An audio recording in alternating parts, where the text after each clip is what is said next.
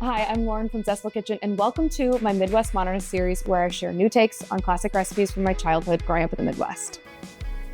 I don't know what to do with my hands. Today we're making a fun and modern take on the classic Midwest dessert known as strawberry pretzel salad. This one is not in a 9x13 pan, and it's actually in pie form, and it's really fresh and it's fun. So let's get into it. Okay, so we're going to start by prepping some fresh strawberries. So that's one of the main differences between this modern version and the classic. The classic tends to use frozen berries. This one uses fresh. And it also doesn't have jello because I don't like jello. So we have 1.5 pounds of total strawberries you're going to need for this dish or this dessert. Part of the strawberries are going to get diced and cooked down into basically a quick jam, which will hold all the fresh strawberries together. So we're going to take about a cup of these. We're going to finely chop. And these are what will get cooked down. And then the rest of our strawberries will get quartered because they're going to be the really beautiful bites of berry that you bite into in the pie. We're going to cook this down because we're not using jello in the salad. Jello is very traditional in a Midwestern strawberry dessert. But we're going to make a little jam. So this goes into our saucepan with some sugar. We also need a pinch of salt. So let's do that. And then we need 1 teaspoon of grated lemon zest. So that's generally a small lemon. We're going to do most of this. Okay. So reserve this because we'll juice it and use it in a little bit. So we're going to add this to our strawberries. And so the lemon, the sugar, and the salt will all flavor the strawberries, but also break down the strawberries so that they get nice and soft and juicy for our jam. Now we're gonna cook this. Okay, so we're just gonna stir this around and it'll eventually start to release some moisture once it cooks a little bit, but the sugar will dissolve and they'll start to get nice and soft. Oh, it smells good already. So we're going to let that cook, mashing it occasionally until it comes to a boil and it gets nice and soft. Meanwhile, we're going to whisk up a cornstarch slurry. So we're going to need 7 teaspoons, which is 2 tablespoons plus 1 teaspoon of cornstarch.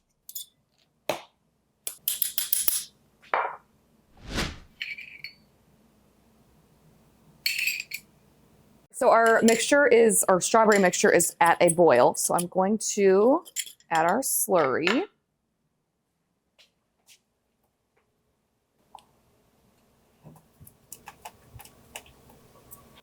We're gonna let this cook for about 30 seconds until it's thickened, but you don't wanna go too much longer or else the cornstarch will actually go the other direction and start thinning out instead of thickening the mixture. This is gonna be the base that holds our fresh strawberry filling together. This is in place of the traditional jello that you would see in a Midwest strawberry dessert. But this needs to cool before we add any of our fresh strawberries, or it will start to kind of cook these and water out the filling. So you want to make sure this is chilled. You can put this in the fridge for about an hour, or you can put it in the freezer, stirring occasionally for like 20 minutes. You don't want it to freeze, so you'll have to check on it frequently. So I'm gonna put it in the freezer. There she goes. All right, we're quickly going to prep the rest of the strawberries. Really easy. We're just going to quarter them.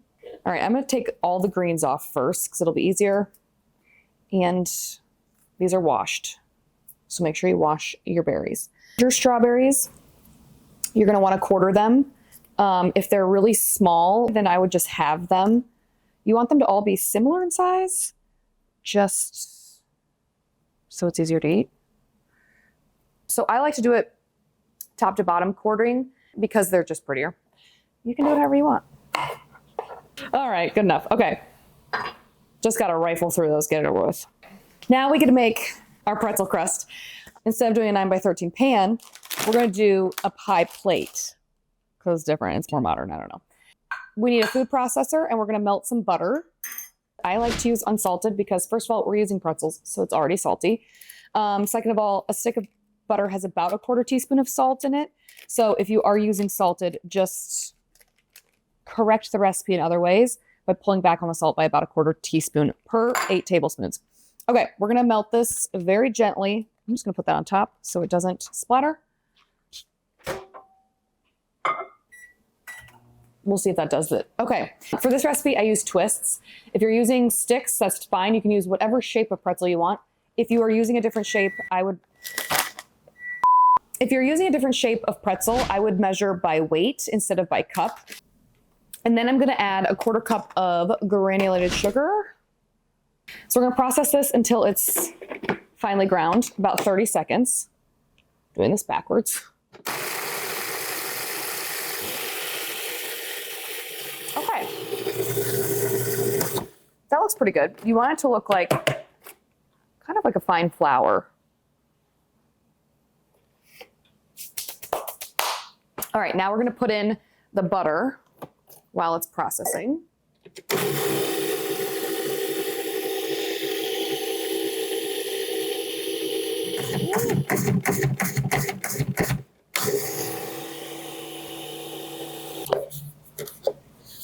Now we can put it in the pan and bake it for a little bit. So this is the only step that needs baking. That's why I like to call it a no bake, because the filling is not baked. The crust does need a little bit of baking. If you don't want to do this step, you can use a pre-made one or even a pre-made graham cracker crust. And then this is going to be a little bit of patience required, because you do want it to be pretty packed and evenly up the sides of the pan. Oh, so pretty. Okay, so I like to just push it into the base and then slowly push it up the sides. It's going to take a little finagling. You might need to move crumbs around. You're going to want it to be really compact, because a pretzel crust is very similar to a graham cracker crust, where it's just really messy, and cutting into it can be really messy. So the more compact and the more you press it down, the better it'll stay together. She's finally looking like a crust. So I'm gonna pop this in a 350-degree oven, and we're gonna bake it until it's fragrant. It's not gonna change in color because the pretzels are already dark in color, so just keep your nose aware. Okay, lovely. So the filling for this is going to start with an 8-ounce brick of cream cheese, softened, or else you'll be cursing yourself.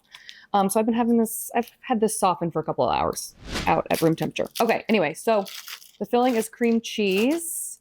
That goes into a stand mixer. This is gonna be more like a cheesecake filling and less of a whipped topping filling, though we are gonna lighten it up with some whipped cream. So have no fear. Then we're gonna add in a 1/2 cup of granulated sugar. We're gonna take our zested lemon from before and just juice it into here. We're just gonna whisk this until it's nice and creamy.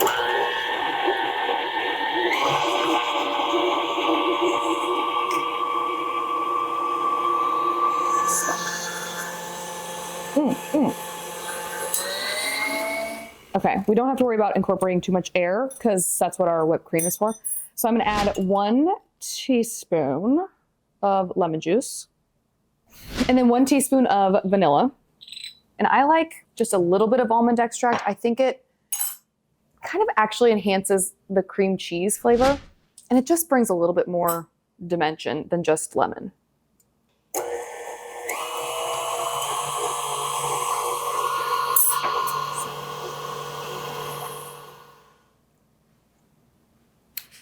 Delish.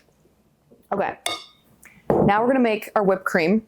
It's helpful if your beater is chilled and your bowl is chilled. For whipped cream, it just makes a more stable whipped cream. I have a chilled bowl, and I have my chilled measuring cup, and I have my chilled cream all in there.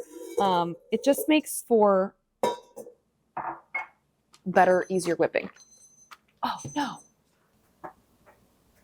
It's pretty dry to the touch. I think that's good.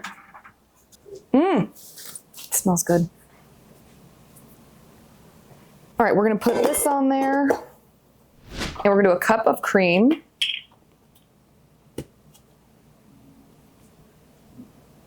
I recommend letting it kind of get bubbly first, and then turning up the speed till it gets nice and stiff.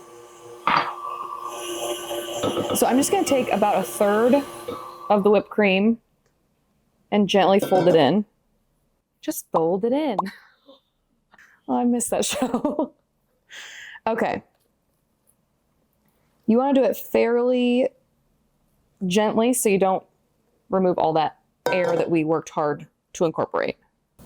Okay, that looks gorgioso. I'm gonna try it.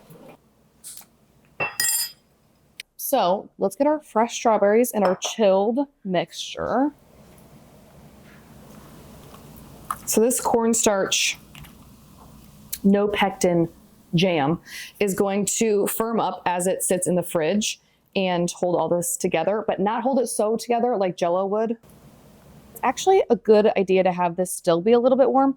You don't want it piping hot out of the oven, or else you'll melt everything. But you do want it to be kind of warm. Because what will happen is the cream cheese will actually seep into some of the pretzel and adhere a little bit better, so you don't have layers that just separate once you cut into it. So we're just going to carefully plop this in. And then I like to use an offset spatula to spread everything in here. It's just easier than a rubber spatula. And I like to create just the tiniest border so the strawberries can kind of sit down in it. It's pretty and it just keeps them in place. Okay, now we're gonna put on our strawberries. So I'm gonna get a spoon for this because you're gonna want to pile it pretty high so it has a nice presentation.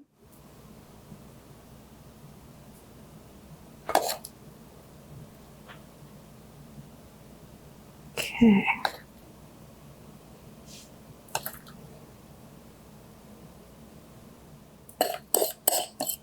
I'm gonna rotate some of these so you have a pretty slice on top. Yes.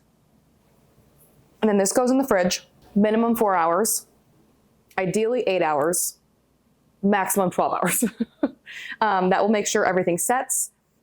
Okay, and she goes. Ooh, she's still hot. Okay, so our pie has been chilling for about 8 hours. We're gonna cut into it. So if you want to get ahead on making this, you don't want to do it all in one day, you can certainly make and bake the crust up to 3 days in advance and then just store it at room temperature. And then for the strawberries, I wouldn't make the whole filling ahead of time, but you can make that cornstarch mixture, the jam, and then wait to put the fresh strawberries in until you're assembling.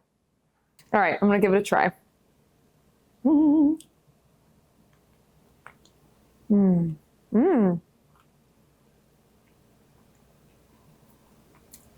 That salty crust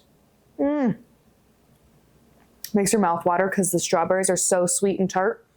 But the crust is so perfectly salty. And that filling is like, if you like cheesecake, this is right up your alley. It's light, but creamy. It's the best parts of like a strawberry shortcake, but like made better.